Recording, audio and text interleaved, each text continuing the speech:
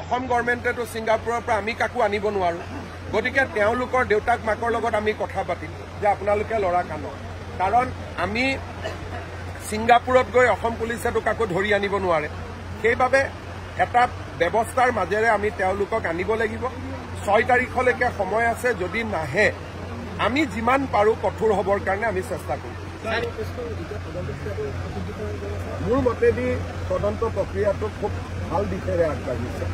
আৰু ৰাইজেও ভাল পাইছে যে আমি কাকো ক্ষমা কৰা নাই যোনে ঘটনাৰ লগত জড়িত তাকে আমি গ্ৰেপ্তাৰ কৰিছোঁ কাকো আমি VIP ট্ৰিটমেণ্ট দিয়া নাই সকলোকে আমি সমানে জেৰা কৰিছোঁ গতিকে মই যিমান ৰাইজৰ লগত কথা পাতিছোঁ ৰাইজ যথেষ্ট সন্তুষ্ট অসম চৰকাৰে যি ধৰণে তদন্তৰ প্ৰক্ৰিয়াটো আগবঢ়াই লৈ গৈছে আমি ৰাজহুৱা নকৰোঁ কিন্তু আপুনি যদি চাব খোজে মই CID কৈ দিম যোনে চাব খোজে চাই আহিব পাৰিব লুৰিণজ্যোতি গগৈয়ে বিচাৰিছে চোৱাৰ কাৰণে CIDয়ে তেওঁক মাতি আনি দেখুৱাই দিব আমিতো ৰাজহুৱা কৰিব নোৱাৰোঁ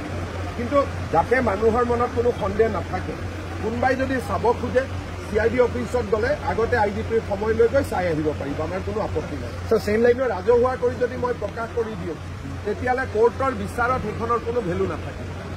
So same like Shyam Kanu Mahanta, Akhil Gogoi is also demanding the CBI inquiry. Akhil Gogoi Debabrata Saikia আৰু শ্যাম কানু মহন্ত তিনিজনে একেলগে CBI ডিমাণ্ড কৰি আছে কথা পাতি ডিমাণ্ড কৰিছে একেলগে নে কাকতলীয়া সংযোগ হৈ গ'ল কিবা কাৰণত সেইটো মই নাজানো কিন্তু তিনিজনৰ দাবী একেটাই